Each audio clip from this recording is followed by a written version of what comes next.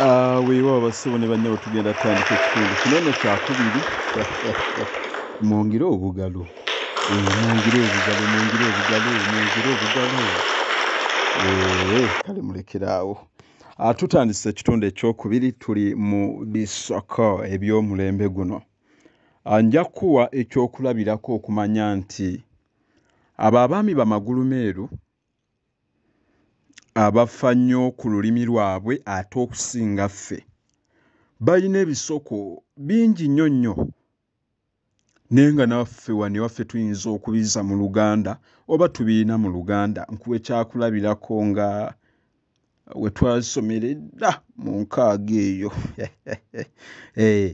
lose your head oba to lose your head kitegeeza okuyita ttembo, muntu kugwa ddalu.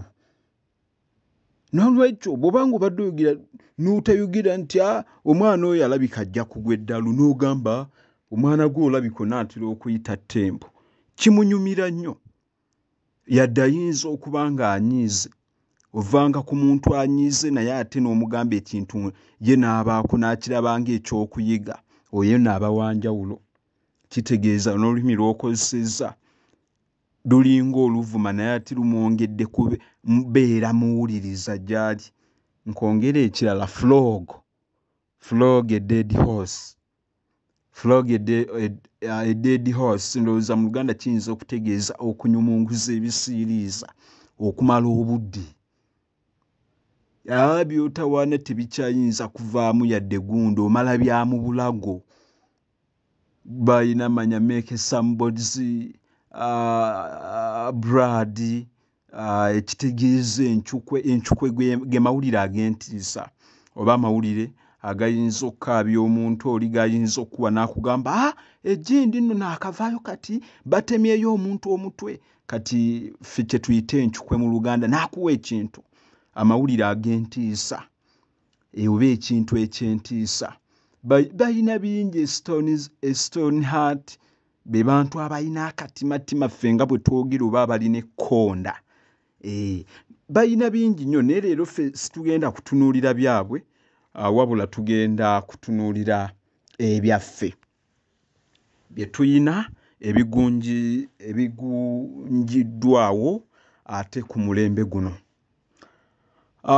Nsooka okubeera nga neebaza Omulangira Kenneth Tebandeke.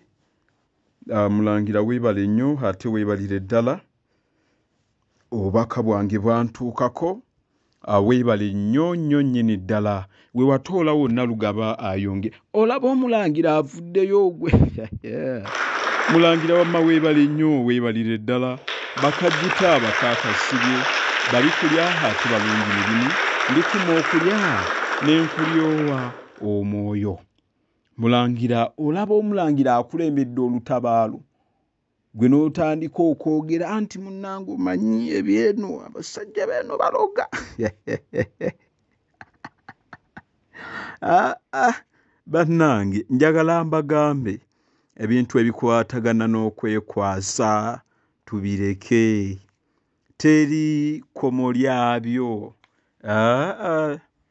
Wabula ekitono ky'olina ky'oba otuwa kituyambeko ate okulaba nti tutambuza emisomo gino. Enamba yaffe temwerabira eri 7732761 ate 27. Ali atya mukwano gwange? Nnyina mukwano gwange Kibirige Amos Ddungu basajja ssubi erimu lisiba linnaalyo. Ali eyo Salaama ne mukwano gwange Ngaboyo Jackson Mayanja. Weebale nnyo mukwano gwange Mali Moses Tamali Franka mu nnamba kubidde ku ngabo y'Abaganda. Nja kuwa ekisoko ate ekisookera ddala kye kiruwa? Okuba muyasse badduka kyakatuuka ku mulembe guno. Bino ebintu byonna bye nkunnyonnyola ebisoko bya mulembe guno omutebi. Okuba muyasse badduka kitegeeza kubeera mu mboozi. Omuyimbi oyo Christopher Ssebadduka ye yayiiya oluyimba oba mulumanyi wano mu byuma byange nga sirulina. Muyagambira nti nsumuludde emboozi ntandise mulumanyi nja kulugira wano nduleete. Omumbejja Nkuba Zambogo Cissy Nakayi ayagala nnyo ennyimba za kadongo kamu. Omumbejja Omuzirambogo weebale nnyo wama kwagala nnyimba za kadongo kamu. Mulimu amakulu ga njawulo. Nkwongere okutuuka emukono. Okutuuka emukono. Okutuuka emukono nakyo okutuuka emukono eri mu Kyaggwe. Kati nno senga ttiimu y'omupiira eba ekubye ginnaayo goolo 5, kati ku mukono engeri gye kuliko engalo 5 tugamba ttiimu eyo no yabatuusize mukono. Kitegeeza yabakubye goolo 5, nakyo kyakatuuka. Ate ku mulembe guno nkwongere okubeera mu Kyagira oba okubeera mu Kacyagira byonna nkuwa bya mulembe guno ebigunjiddwawo gino emirembe so si bireebye dda. Okuyita Ttembo ebyo byali bya Bakabaka Ttembo, mirembe giri egyedda, naye nkuwa bya guno omulembe. Okubeera mu Kacyagira kitegeeza kubeera mu kaboozi oba kwegatta mu bya mukwano. Kyagira oyo nno yali munnamawulire ku radio Simba, bamuyitanga yali Kyagira Lawrence, Kyagira Moses Musisi. Yagunjawo ekigambo ekyo, yakyogeranga nnyo naye nga bw'akyogera tuli mu kaboozi. Kirina engeri gye kiwulikika obubi. Tuveeyo eyo wamma. Ebyomulembe guno bingi nnyo. N'olwekyo ate byonna era nteeka okubisomesa. Okuloba kino nakyo kyakatuuka. Waliwo ekitundu kye bayita Buloba. Buloba eyo Buloba yadda nnyo. Ndidda ne nkunnyonnyola ate lwaki yatuumibwa Buloba, naye leero njagala nnyonnyola okuloba. Okuloba kigambo kyakatuuka. Kitegeeza okuva ku by'obadde okola oba ku by'obadde olowooza okukola n'obivaako n'olowooza ate ebirala. Kwegamba ati n'otunuulira bino ebiri, obadde olina by'okola, obadde olima, ogenda okulaba abayizi nga bayitawo n'embwa nga badduka n'ova ku by'okulima n'oyonsa omuyini n'otunula tuusa lwe baggweerayo. Kuba kuloba kwe kuva ku ky'obaddeko. Bino nabyo byagunjibwawo era ekibiina ky'olulimi Oluganda kyabitongoza. Byonna byenkuwa ekibiina ky'olulimi Oluganda kyabitongoza. Mukyala Nsubuga Betty, oli otya mukwano? Weebale nnyo, weebalire ddala obubaka bw'otuwaata okulaba nti tutambuza ebintu bino. Naawe omulimu gw'okola gwa ttendo nnyo ate ebitagambika. Mukyala oyo akola ebintu bya ttendo nnyo ebitagambika era ebitagenda kuvaawo. Mumuwe obugalo.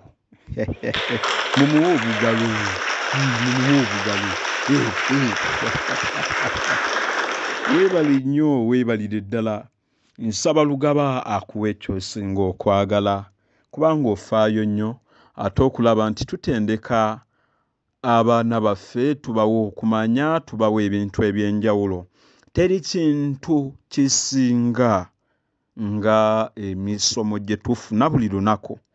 Emisomo egyo gya njawulo nnyo lwakuba nti mwattufe abagifuna tetunamanya makulu gaagyo. Oli kyava akugamba mu Bayibuli nabbi taba na kitiibwa gy'azaalwa. Tebamulaba mu kitiibwa kubanga baamumanyira wa bulijjo. Ne mwana wattu bw'agenda gye batamumanyi balaba abalabye Katonda. Baba balabye omuntu gwe baludde nga banoonya. Ffe bwe tutyo munnanga ababeera n'omuntu, ababeera n'ebintu bye buli lunaku tetumanya mugaso gwabyo. Kyova olaba tubakubira omulanga, abawulira era ne baguteeka mu nkola ne babeera batono naye ng'ate abagoberera be bangi.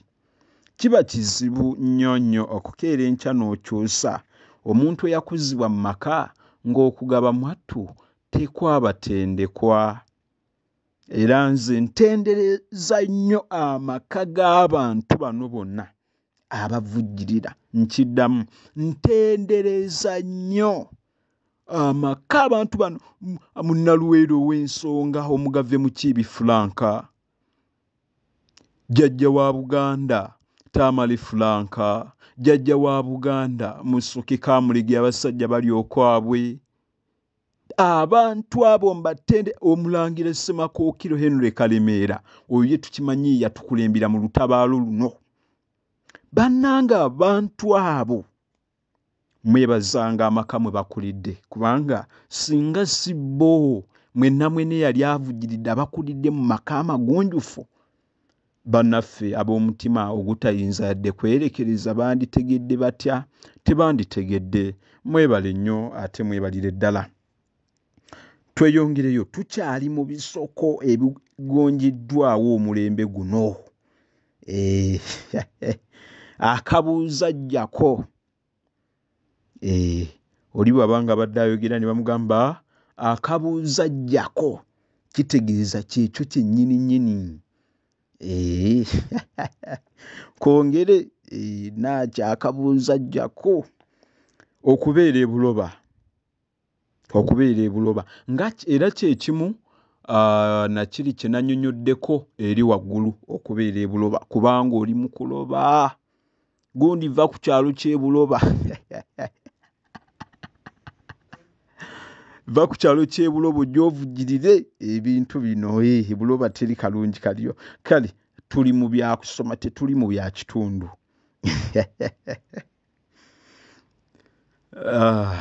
Eri ayinza okunyiiga. Nedda mukwano, tuli mu byakuyiga.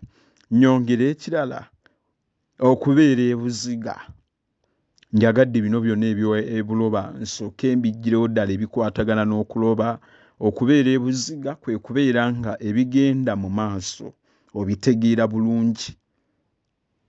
Kiviira ddala mu kuziga okw'ensolo. Mu bayizi bw'aba bagenda okuyiga, balina ekintu kye bakola okusooka okunoonya obuufu bw'ensolo weebeeyise, okwekenneenya. Kye bakola ekyo okulaba nti ddala kweri kye tuyita okuziga.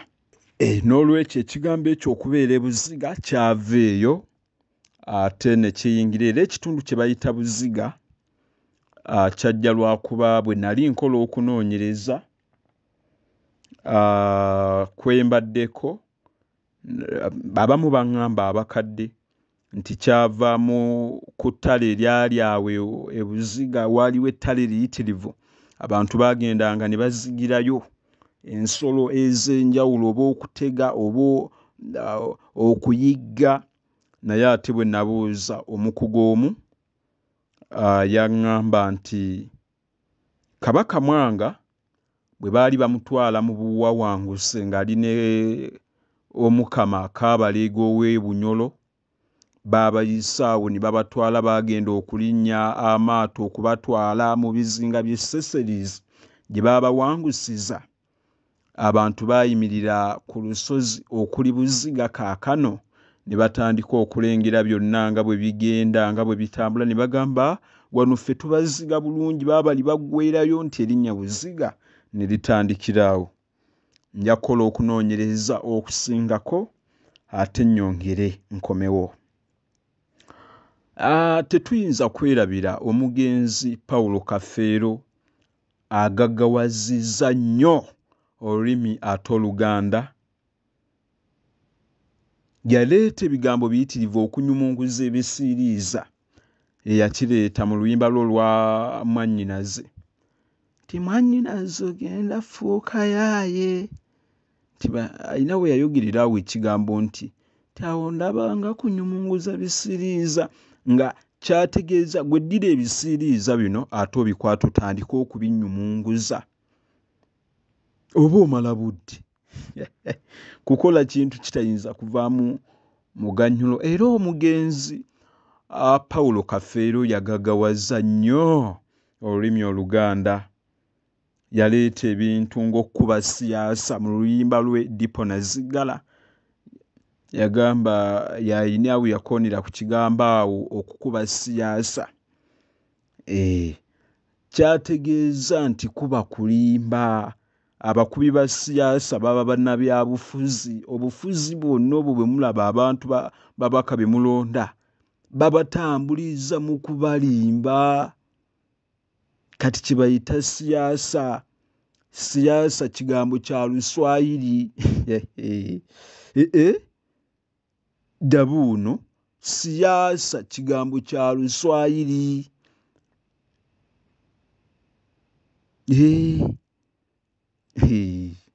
Mwami Kiwanuka ku Luganda Proverbs, siyaasa kigambo kya Luswayiri, kulimba. Basajja abo bannabyabufuzi bakuba siyaasa. Waliwo ne we yagambira nti okuggyako omuntu ekitiyo n'omuwa ekijiiko okutikka loole y'omukyanga. Kuwa muntu akola ekintu ekizibu. Tebereza omuntu wakugirako ekitiyo n'akugamba kwata ekijiiko tandikose n'omusenyu ogujjuza emmotoka.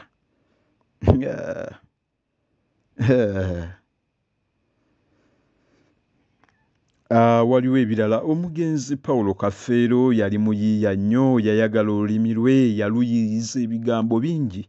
Ate olulimi lwonna olukula luteeka okuba nga luyina ebigambo ebipya ebiyingira. Va ku bino ebyaffe lubeerera, omuzadde n'abeerawo okuvuma mwana mbwa kumuvuma nti manya obusiru bwa kitaawe, ebyo biveeko. Waliwo ne gwe nawulirako wano. Era omugenzi Kafeero nga sinagenda ku gwe mbadde ŋŋendako, yannyonnyola ekigambo nti manya okutambula ebyabbira mupango. Ebyabbira mupango kwe kutambula oba okwebbirira n'ogenda nga totegeezezza muntu. Ebyo byonna ebyabbira mupango kyakayingira. Waliwo n'ekirala. Waliwo yali Kapiteeni Doola ye yakireeta mbu okkuba emmese.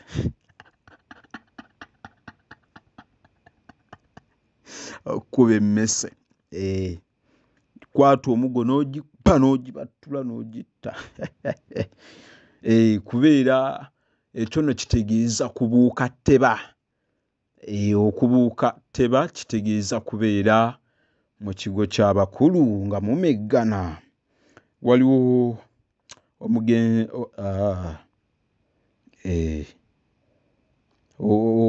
munnabyabufuzi kati Honorable Kyagulanyi agaggawazizza nnyo olulimi, era ebigambo bye biyingiziddwa, bitongozeddwa.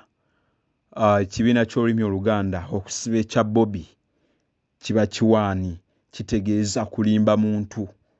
Oyo yamusibye ekya Bobby oba yamusibye ekiwaani, kitegeeza nti yamulimbye. Nyongera ekirala okwebeerera. Bigambo ebyo Honorable Kyagulanyi abigunjizaawo, kitegeeza kwetegeerera. Yayogeranga nnyo n'abagamba bannayuganda mwebeereremu, mwetegeerere.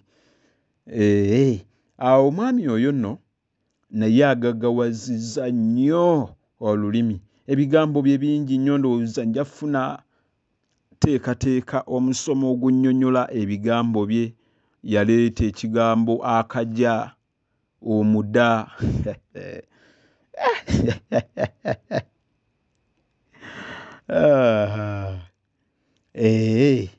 Waliwo bannayuganda era balina kye bagunjizzaawo, okuba ku muggalo kwe kusibirwa awaka olw'embeera eyinza okubeerawo nga tebabakkiriza kutambula. Okukyanga matatu, kuzannya tteba oba kubuuka oba kumeggana. Omuyimbi yali Sebatta Lord Fred Sebatta. Muyimbi oyo mulungi nnyo. Yayimba mu luyimba lwe bamuli asooka, ayina we yayogera nti aleka bano bye baba bakyanga bazannya matatu. Kitegeeza abantu ababiri okuzannya ne bameggana ekigo ate ekyabakulu tweyongereyo tulina n'ebigambo ebipya byakayingira okuli ebisoobooza bya banno tamalaali atya ebisoobooza ebisoobooza mubimanyi si biri ebyebijanjaalo byebiri ebirala sijja kubiyingira ebyo. Katikkiro waffe naye agaggawazizza olulimi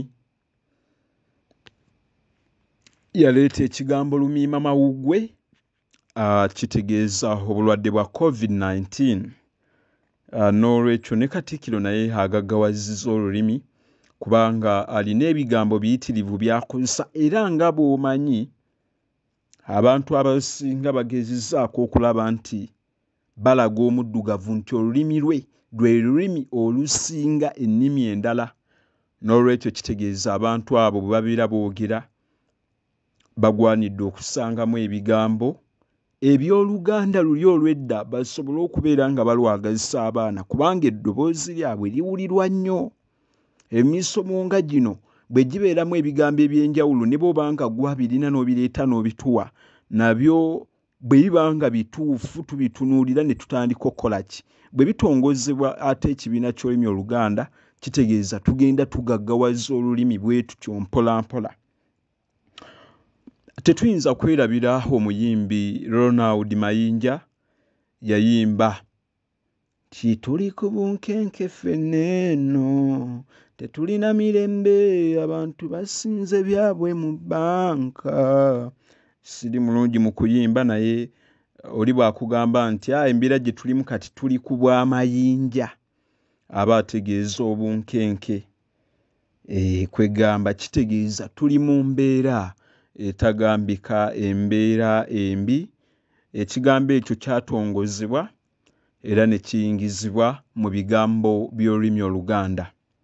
Nkulaga olulimi lwaffe bwe lugenda lugaggawala, olulimi lwonna bwe lugenda nga lugaggawala mu bigambo, aboogera nti tuluggyawo tulusaanyaawo, oba omala bya mu bulago, oba osira kiyobyo ku mazzi, oba osira kiyobyo, oba owuga ku gannyanja. Okwo nno kumala budde ng'oli muzibe ate alingiza anaaba. Gwe teebereza muzibe okutandika okulingiza anaaba kikyonaalaba. Ddala omuntu atalaba kiki anaalaba tolaba nti omala budde. Sanga muzibe ng'atadde agudde kava eri wansi bw'alengera oli anaaba wa bajja kukubira bwerere genda weebake. Omuntu okujja ne muganda we ekigambo ekyo kyayingizibwa mu lulimi Oluganda. Twasoma katabo ka Tokiya, yali Tokiya yali Pawulo Kirimuttu. Twakasoma akatabo ako waliwo we yatuukira n'agamba nti muganda wozze naye nga bagamba Pawulo bwe yali agenze okusaba omulimu. Bwe yatuuka ewoono kaalaani agaba emirimu n'amugamba nti muganda wozze naye ono n'atabitegeera. N'amugamba bategeeza enguzi wazze nayo. N'olwekyo ekyo nakyo kyatongozebwa baaba kusaba nguzi. N'ekirala kigambo kikyenyiza okukuula ebinnyo. Abo abayimbi nno bagezaako bambi ate okugaggawaza olulimi Oluganda. Okukuula ebinnyo ye muwala waalira ssente z'omulenzi kyokka n'atamwagala abaamukudde ebinnyo. Eri abavubuka ye bakudde ebinnyo ne baviiramu awo Namubiru ng'ababula emmamba. Ate weewunye Namubiru yeddira mmamba, ababula emmamba aba anaagirya. Abaaluno kimwa kitoole bagamba bwe njirya n'envaako amabeere. Maama kale sijja kwanukula. Tweyongereyo bannakyoto ky'okumanya bwe tumanyira ebintu eby'enjawulo. Nze Dr. Batinde Abba Magakaddu ate Baligeya Nkoona. Nayongera okubeera nga nkugamba nti tokkiriza kuva mu bulamu bw'ensi eno nga tolese kijjukizo. Tokkiriza nkiddamu kuva mu bulamu bwa nsi eno nga tuleese ekijjukizo ebigambo abantu bye bagenda okujjuukirirako. Teekateeka obubaka bwo, bw'omala obuteekateeka obeere ng'obutuleetera. Buteeketeeka obuleete tubuyiseemu, buteeketeeka obuleete nkwongereremu engero n'ebisoko, buteeketeeka obuleete twongere tubutunulemu babiri, obeere ng'obuweereza abantu. Obubaka obwo oyinza okubumpa ne mbuweereza abantu, obubaka obwo oyinza obuwandiika ku lupapula, obubaka obwo oyinza obuyisa mu vidiyo n'okola vidiyo ng'onnyonnyola by'obubaka obw'oyagala abantu bategeere, obubaka obwo oyinza okola audio ng'obunnyonnyola n'obumpa. Audio eyo nja kugizannyira abantu.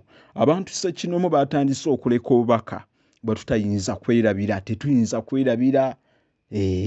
Obubaka bwa mukwano gwaffe omukyala Nansi Obuga Betty yakugamba nti abaana bayiga ebyo bibawangaalira mu mwana bw'awangaalira mu bugumiikiriza, ayiga obugumiikiriza.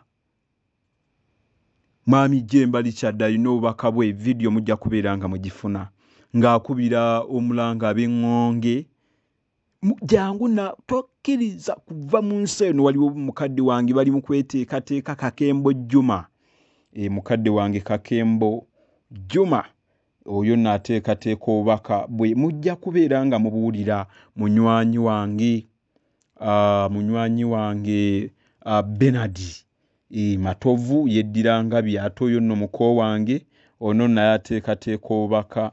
Bantu teekateeka obubaka bwo obuleete tubuteeketeeka obw'enjawulo. Mukwano gwaffe oyo Kakembo Juma tuteekateeka ekintu eky'enjawulo kye twagala oba tuusaako ekitabangawo mu bulamu bw'ensi eno. Tukkirize obadde mu mbeera ey'okusoomoozebwa, obadde mu mbeera enyigiriza, obuleka bubeere obubaka bwo buteeketeeke bulungi, kubanga tugamba omusomesa waasookera ddala bwe buzibu bw'obeeramu era bw'obuvamu nga tolina ky'obuyizeemu, gwe ensi eno oyinza ogivaamu nga weevuma. Bw'oba ng'oyagala obubaka obwo bugende eri abantu babumanye, oba oya gubuleete tububeere nga tubuta. Nja kukola akatengo k'ekijjukizo. Wuliriza, oyinza okuba ng'ogamba nze njagala obubaka bwange bugende eri abaana bange mbawongera, yettala y'ebigambo egenda okubaakira, buleete tubuteeketeeke. Oyinza okugamba nze njagala nnyo ebintu eby'okuyimba, kankole ekijjukizo ekyange nga mbayimbiramu bye nategeka, oba ebintu ebyange bye njagala bamanyi oba basomesa oba okola otya, kuba n'omuyimba abeera musomesa. Oba oyagala kutontoma, oba oyagala kola ki, oba weebaza Mukama olw'okuba akuwadde obulamu obulungi. Teweeryaza amaanya, ssente gwagikola okuvujjirira n'obwo obubaka ne tubutambuza abantu ne babumanya. Oba wanjawulo nnyo. Toyinza kuŋŋamba nti kati naawe oyinza okwegeraageranya ne mukadde wange Jemba Richard. Toyinza kuŋŋamba nti naawe wenkanankana oyinza okwegeraageranya n'omukyala Nandawulo Olivia Nambi omukerebwe. Abo abantu boolaba bavujjirira vidiyo naawe ogiraba, gwe lwaki tolabako ekifaananyi kyo? Baddugavu naffe tutandika okubeera n'obujjo bw'okulaba ng'ekintu ffe abakituusizzaako abantu kinyuma bitya?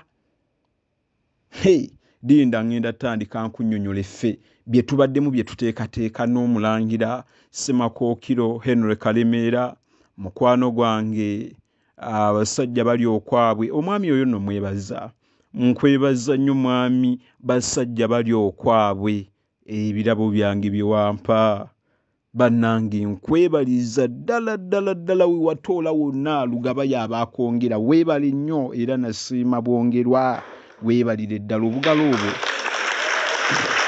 bugende wa mukwano gwange ate Museke twamulegera abasajja bali okwabwe. Yampa obubaka bwange, yaŋŋamba bw'aba avudde mu ggwanga lya Afghanistan ateeka okundaba, era twatuula ne twongera okukkaatiza n'okutta omukago ku bintu nga bwe tugenda bitambuza. Omulangira Ssemakookiro Henry Kalemeera twali naye. Naawe mulangira nkwebaza ebitagambika, weebale nnyo, weebalire ddala obugalo obutumubo omulangira. N'olwekyo ffe lubeerera eri abaali balowooza nti ebintu bino nfe oli bw'atulaga nti atukooye tukwagaliza mirembe gy'ogenda, naye tuli beeteefuteefu okutandika okukola ebintu eby'ekyewuunyo.